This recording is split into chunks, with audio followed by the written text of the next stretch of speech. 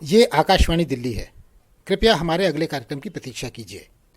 ये आकाशवाणी है। प्रस्तुत है रूपक राष्ट्रीय अस्मिता का प्रतीक सेलुलर जेल। लेखक विजय कुमार शर्मा। प्रस्तुतकर्ता मदन मोहन सिंह।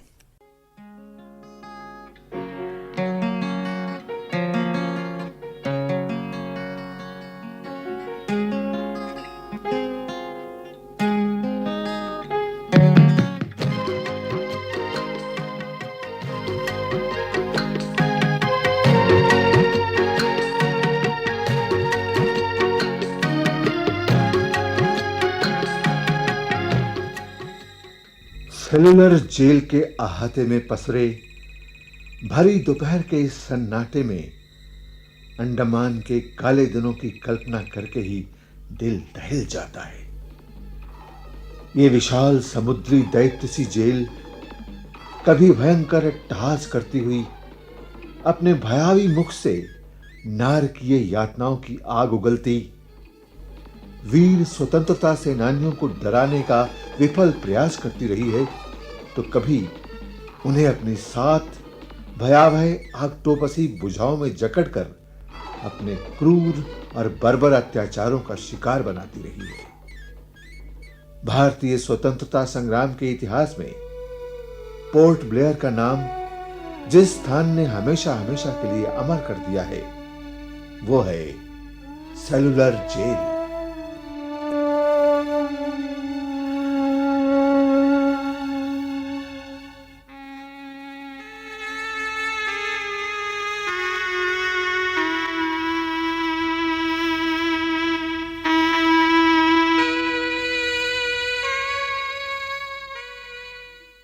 ये दीवारें, ये कोठरियां, ये फांसी घर, ये बूढ़ा पीपल का पेड़, सभी कुछ बोल रहे हैं। सुनो जरा, सुनो जरा, सुनो जरा। ये लुंज पुंज बूढ़ा पीपल पथराई आंखों से देख रहा, कितनी पीड़ा बरसों से ये अपने दिल पर झेल रहा।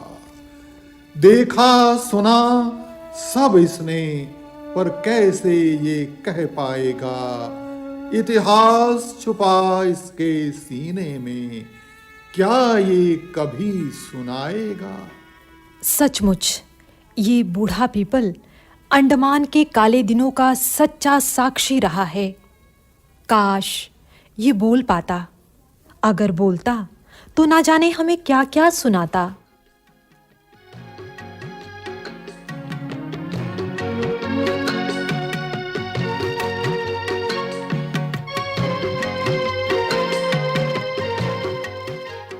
मुझसे सुनना चाहते हो काले पानी की दास्तान? आज मैं जरूर बोलूंगा, सब कुछ सुनाऊंगा तुम्हें। मैंने इस पहाड़ी से वीर क्रांतिकारी सिपाहियों के बंदी जत्थों को लाते जहाजों को देखा है। जेल के इस फाटक से सीना ताने भीतर आते बहादुर बाकी नौजवानों को इनकलाब जिंदाबाद और वंदे मातरम बोलते सुना है।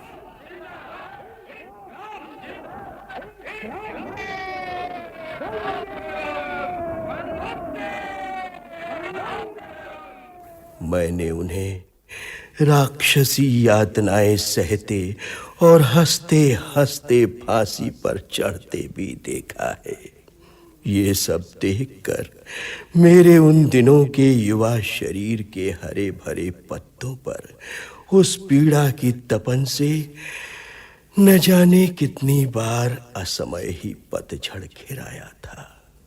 पीपल बाबा, सबसे पहले किन बंदियों को अंडमान लाया गया था? सबसे पहले सन 1857 के प्रथम स्वतंत्रता संग्राम के 200 क्रांतिकारी सिपाहियों का पहला बंदी जत्था 10 मार्च 1858 को यहाँ के चाथम द्वीप पर लाया गया।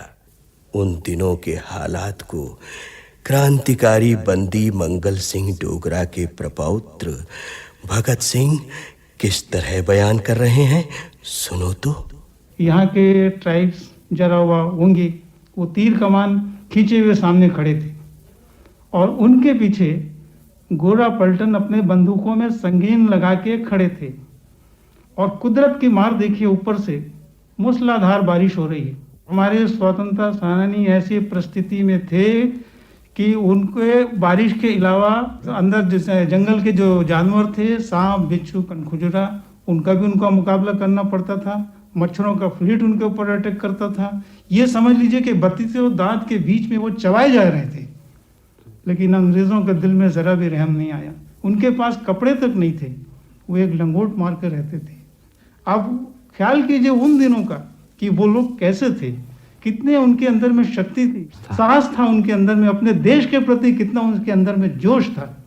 ये सब वो सहते थे और अंग्रेजों को मुंह तोड़ जवाब देते थे। बाबा, क्या वो बंदी बचकर भाग निकलने में सफल हो पाते थे? भागकर आखिर वे जाते भी कहाँ। उनमें से अधिकांश आदिम जनजातीय कबीलों जैसे अंडमानी और जारवा द्वारा मार दिए गए, पर कुछ किस्मत वाले बच भी गए। उन्हीं में से एक थे क्रांतिकारी सिपाही दूधनाथ तिवारी, जिन्हें अंडमानियों ने अभयदान दे अपने कबीले में शामिल कर लिया। बाद में जब अंडमानियों ने पोर्ट ब्लेयर की बंदी बस्ती पर एक बड़ा हमला करने की योजना बनाई, तो उसकी खबर दूधनाथ तिवारी ने अंग्रेज अधिकारियों तक पहुंचा दी। 17 मई 1859 को अंडमानियों ने हमला किया, पर वे बड़ी संख्या में मारे गए। ये लड़ाई ही एबरडीन की लड़ाई के नाम से जानी जाती है। वाइपर द्वीप में जो जेल बनाई गई थी, उसके बारे में भी कुछ बताइए ना बाबा। अंडमान में लाए जाने वाले बंदियों को चाथम द्वीप के साथ साथ रॉस द्वीप और पोर्ट ब्लेयर की बंदी बस्तियों में भी रखा गया। फिर सन 1864 में वाइपर द्वीप पर एक जेल और साथ ही एक फांसी घर बनाया गया। तब नए बंदियों को कुछ दिनों तक इस वाइपर जेल में रखकर उन पर पूरी सख्ती की जाती थी। सेल्यूलर जेल को बनाने की जरूरत क्यों पड़ी पीपल बाबा? प्रथम स्वतंत्रता संग्राम के क्रांतिकारी सिपाहियों के बाद अंडमान में सभी तरह के बंदी लाए जाने लगे। बंदियों की संख्या बढ़ी तो कई तरह की समस्याएं भी उठ खड़ी हुई। तभी बहुत खतरनाक अपराधी बंदियों और क्रांतिकारी बंदियों को दूसरे बंदियों से अलग रखने और उन्हें कठोर दंड देने के लिए कोठरियों वाली जेल के निर्माण के बारे में फैसला लिया गया। सेल्यूलर जेल पूरी तरह बनकर कब तैयार हुई बाबा? ये जेल 1906 के आसपास बनकर तैयार हुई। दुनिया की ये पहली ऐसी जेल थी बेटे, जिसमें बंदियों को अकेला और अलग थलग रखने के लिए 698 कोठरियां बनाई गई थीं। एबरडीन की अटलांटा पॉइंट पहाड़ी को काटकर ये जेल बनी। उस समय किसने सोचा था कि इन द्वीपों को सबसे पहले आज़ादी मिलेगी और नेताजी सुभाष चंद्र बोस 30 दिसंबर 1943 को इसी पहाड़ी की मिट्टी से बने जिमखाना मैदान में अपने हाथों से तिरंगा फहराकर इस मैदान को अमर कर जाएंगे।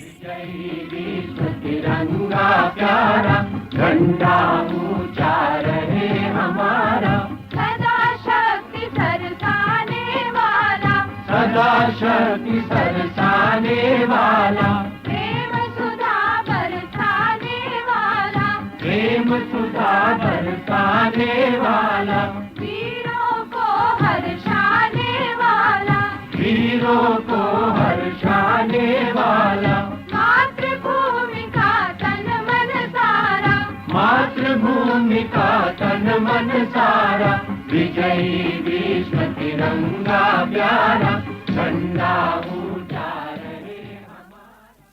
राजनीतिक बंदियों को यहाँ कब और किस उद्देश्य से भेजा गया बाबा? 1910 के आसपास जब भारत का स्वतंत्रता आंदोलन जोर पकड़ने लगा तो बड़ी संख्या में क्रांतिकारी अंडमान भेजे जाने लगे। अंग्रेजी हुकूमत चाहती थी कि उन्हें काला पानी की इस जेल की डरावनी कोठरियों में रखकर यातनाएं देकर इतना हताश कर दिया जाए कि वे पूरी तरह टूट जाएं और आज़ादी के लिए संघर्ष करना भूल जाएं। यहाँ जिन राजनीतिक बंदियों को लाया गया उनके बारे में भी कुछ बताइए ना बाबा। एक से बढ़कर एक सैकड़ों शेर दिल वीर जवान क्रांतिकारी लाए गए थे यहाँ। भारतीय स्वतंत्रता संग्राम के महानायक कहे जाने वाले विनायक दामोदर सावरकर और उनके बड़े भाई गणेश विनायक सावरकर को 1911 में नासिक षड्यंत्र केस में सजा देकर यहाँ भेजा गया था। बंदी जीवन में उन्होंने बहुत सी देशभक्तिपूर्ण काव्य रचनाएं भी की। हाँ बाबा, मराठी में लिखी अपनी पुस्तक माझी जन्म ठेप में वीर सावरकर ने लिखा भी है, कागज का टुकड़ा मिलना भी मुश्किल था। ऐसे एकांतवास में मैंने काव्य रचना के लिए उत्तम समझा। किसकी चर्चा करूं? क्या मैं नंगे बदन यातना और कष्ट सहने तथा कोल्हू चलाने से घबरा जाऊं? मेरे शरीर का प्रयोग राष्ट्र के लिए हो रहा है, यही मेरे शरीर की सार्थकता है। अंडमान में सभी क्रांतिकारी बंदियों को अमानवीय यातनाएं दी गईं। उनके साथ बर्बरतापूर्ण और अपमानजनक व्यवहार किया गया ताकि मुख्य भूमि में लोग इसके बारे में सुनकर इतना डर जाएं, थर्रा जाएं कि आज़ादी की मांग करना ही छोड़ दें। जेल में राजनीतिक बंदियों के साथ कैसा व्यवहार किया जाता था, इसके बारे में जेल के पूर्व वार्डर गिरजा दयाल क्या कहते हैं, सुनो। गिरजा बाबू, ये जो सेल के बाहर कुंडा लगा हुआ है, ये किस काम में आता था? जब अफसरानों को किसी को सजा देना होता था जी, तो इस पे उसके नींद के टाइम में लटका दिए जाते थे। तो उससे ना वो अपने घुटनों को टेढ़ा कर सकता था, ना लेट सकता था। अगर कोई किस्म की पसीना या खुजली वगैरह बदन में हो तो वो हाथ को जुम्मिश नहीं दे सकता है, उसको नहीं सुलझा सकता। ये तो बड़ी सख्त सजा होती होगी। जहाँ ऐसी हमेशा 2-4 आदमियों को हुआ करती थी रोज। ये जो कोने में लोहे का आदम कद ढांचा खड़ा हुआ है, ये क्या चीज है? ये टिकटिकी है जी। जिन लोगों को बेतों की सजा होती है वो इस पे सजा दी जाती है। होती थी कहिए, क्योंकि अब तो ये सजा नहीं दी जाती ना। अच्छा, जो सजा दी जाती थी बेतों की उस समय ये काम में लाई जाती थी। उस वक्त ये टिकटिकी काम में लाई जाती थी। ये किस तरह से काम में लाई जाती थी? आइए सरजुलाल, खड़े हो जाइए, मैं बतला देता हूँ। अच्छा, जरा बताइए। अच्छा, ये इस तरह आपने पैर बंद कर दिए? जी हाँ। ये पैरों के लिए 2 गड्ढे थे और ये बोल्ट लगा दिया गया 2 तरफ। अच्छा, बोल्ट लगा देने के बाद में पैर जुम्बिश नहीं खा सकते। जुम्बिश नहीं खा सकते। जी हाँ, जी हाँ। अच्छा, ये हाथ लगाने के लिए ये उनके हाथों पे हथकड़ी लगा दिए गए और बांध देते थे और कमर के जरिए से बांध देते थे, जिससे बिल्कुल हिच हरकत नहीं कर सकता था। उफ़, कितना खौफनाक रहता होगा ये। जी हाँ। और फिर लोगों को सजा 30 या 20 और 15 या 10 ऐसे भी सजा बेतों के होते थे। बेतों की होती? जी हाँ। मगर अगर 6 बेत के बाद लोगों को किसी किस्म का ताब नहीं रहता, बेहोश हो जाता था। 5 या 6 बेतों के बाद लोग बेहोश हो जाते और खूनों के फव्वारे उड़ जाते थे। सिर्फ सुन के ही दहल जाते हैं, दिल दहल जाते हैं जी। और राजनीतिक जो बंदी थे, आजादी की लड़ाई लड़ने वाले, उनको भी बेत लगती थी। उनको भी बेत बहुत सख्त। उनको 30 बेत से कमती नहीं लगता था। 1921-22 में अंडमान लाए गए गदर पार्टी के सदस्यों के जेल जीवन के बारे में भी कुछ बताइए ना बाबा। यहाँ लाए गए गदर पार्टी के सदस्यों में झांसी के पंडित परमानंद और पंजाब के पृथ्वी सिंह आज़ाद खास हस्तियां थीं। उन दिनों यहाँ एक बड़ा ही गुस्सैल, बिगड़ैल और जल्लाद किस्म का जेलर हुआ करता था। नाम था उसका बेरी, पर बंदी उसे बैरी कहते थे। एक दिन जेलर बेरी का सामना पंडित परमानंद से हुआ और तब जो कुछ घटा उसके बारे में गदर पार्टी के उनके ही साथी पृथ्वी सिंह आजाद की जुबानी ही सुन लो।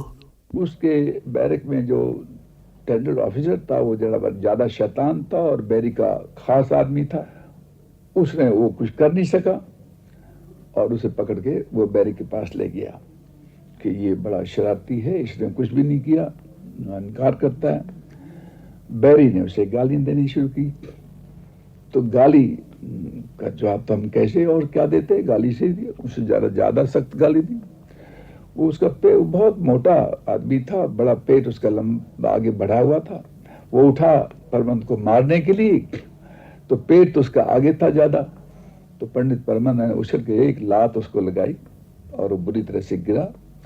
तो परमानंद को तो लाठियों से नीचे गिरा के बेहोश करके गिरा दिया और डाल के उसके कोठरी में बंद कर दिया। दूसरे दिन उसे बैतों की सजा हुई और एक टिकटिकी है उस पे नंगे करके आदमी को बांध लिया जाता है हथकड़ी से और पांव बन जाते हैं।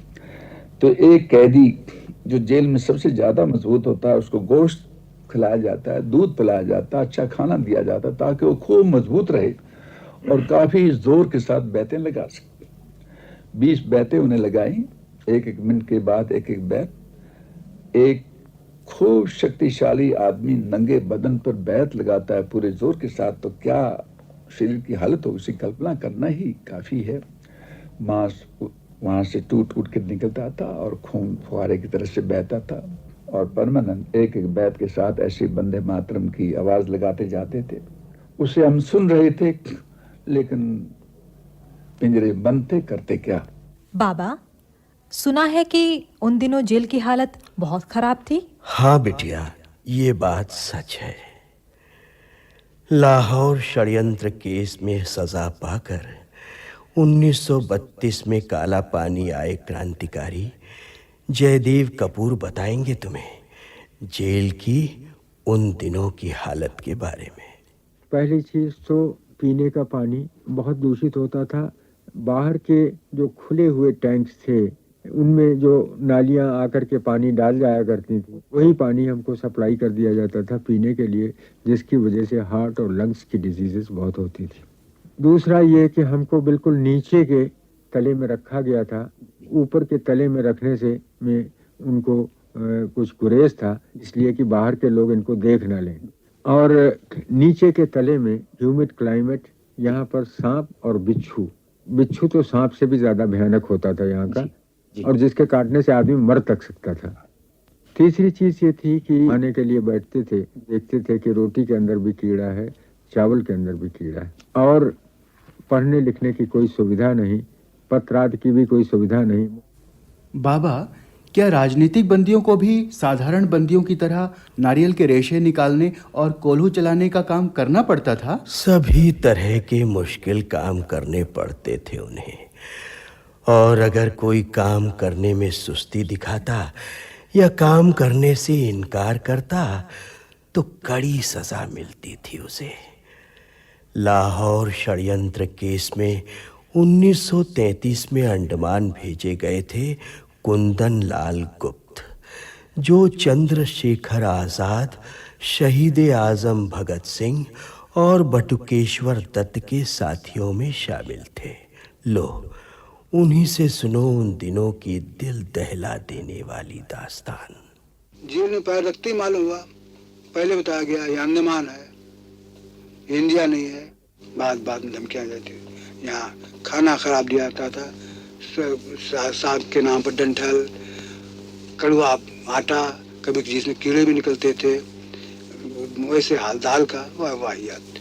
काम दिया गया, काम में थोड़ा कम हो जाए, पूरा न हो तो धमकियां दी थी, बिद लगा धमकियां देते। इतना याद है मुझे, शायद तीसरा दिन होगा, चौथा दिन होगा कि हम लोग रस्सी बटने काम दिया गया था और कुछ कम हुआ शायद कमलनाथ तिवारी का, तो उनको बिद लगाने धमकी दी गई। जमादार ने प्रतिवाद किया, उनका गला पकड़ लिया गया कमलनाथ तिवारी का। ऐसी घटनाएं हुई।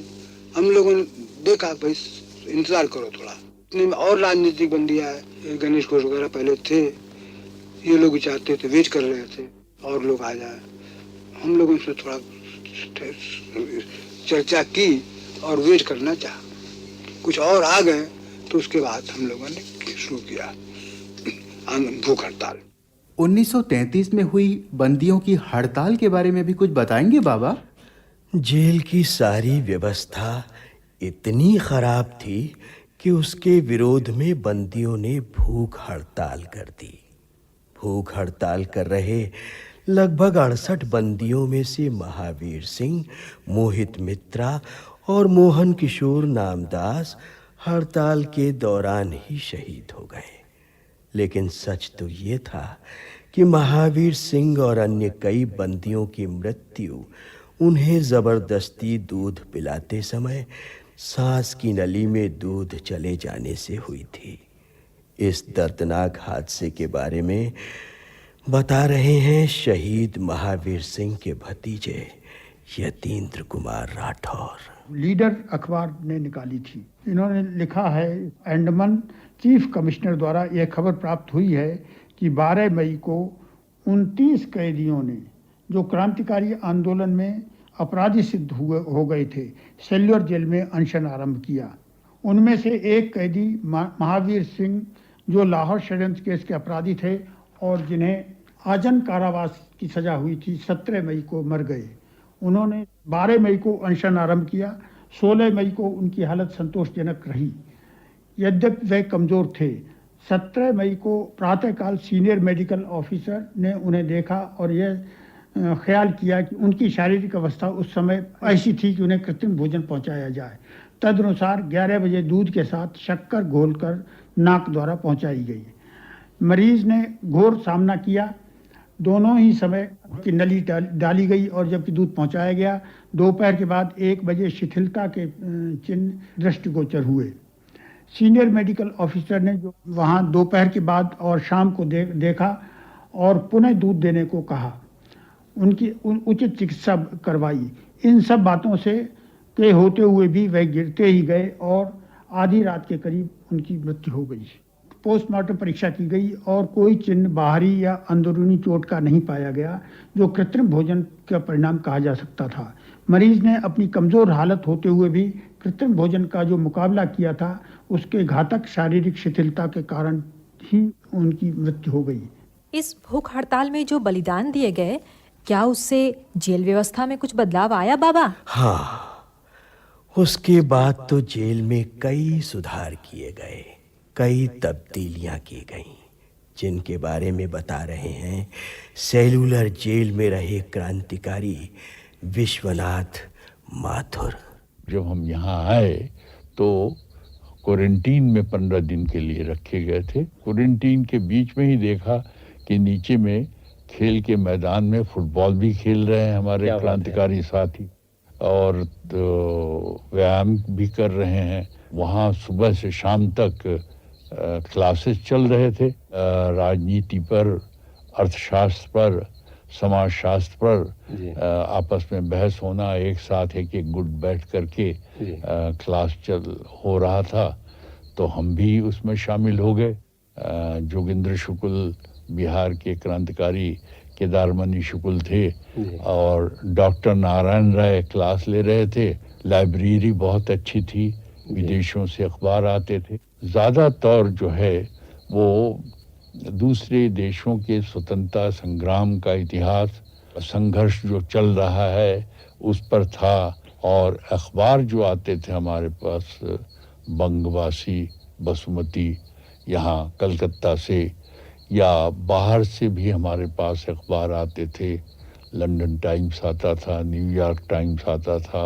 सबसे मज़ेदार बात यह है कि जॉन एंडरसन जो बंगाल के गवर्नर थे उस समय, जिनकी ज़िंदगी पर हमला किया गया था क्रांतिकारी द्वारा, वो स्वयं जब आए मिलने के लिए तो उन्होंने हम लोगों को प्रेजेंट किया। सेलुलर जेल में हम लोगों को जॉन स्ट्रेची की theory and practice of socialism किताब प्रेजेंट की, कैपिटलिस्ट क्राइसिस किताब प्रेजेंट की। आज आज़ादी के इस माहौल में जेल के प्रांगण में रहते हुए आप कैसा अनुभव करते हैं बाबा? बहुत खुशी मिलती है मुझे जब देश धर्म को मानने वाले इस महातीर्थ की यात्रा पर आते हैं और बलिदानियों की इस धरती पर अपना शीस नवाते हैं।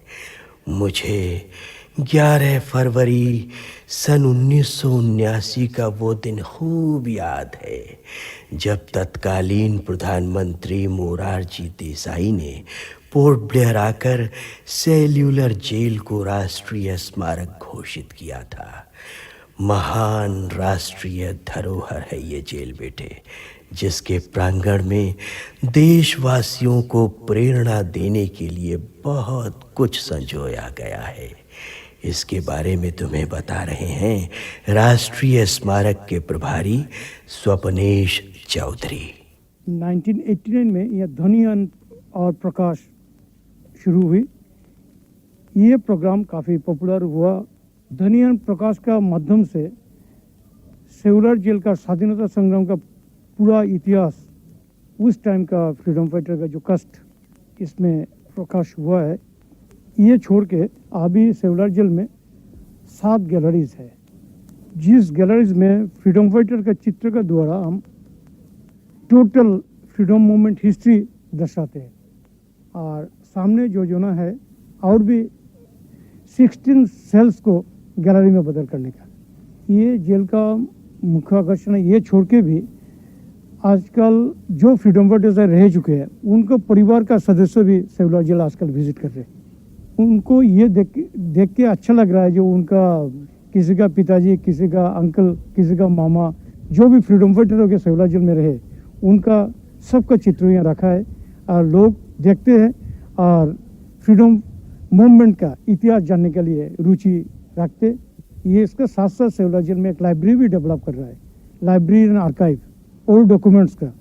हम सब डॉक्यूमेंट्स कलेक्ट कर रहे हैं अभी नेशनल आर्काइव से, नेशनल लाइब्रेरी से, ब्रिटिश लाइब्रेरी से और एशियाटिक सोसाइटी से। तो कोई भी रिसर्च स्कॉलर भारतीय स्वाधीनता संग्राम के ऊपर कोई भी किताब, डॉक्यूमेंट्स देखना चाहते हैं तो सेल्यूलर जेल उनको पूरा सहयोग देने के लिए तैयार है।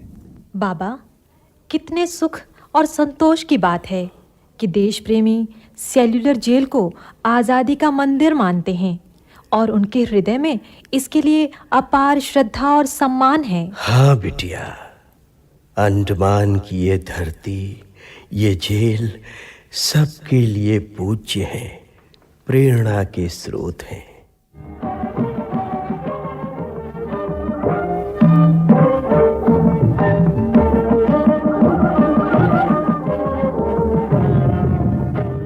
अभी आप सुन रहे थे रूपक, राष्ट्रीय अस्मिता का प्रतीक सेल्यूलर जेल।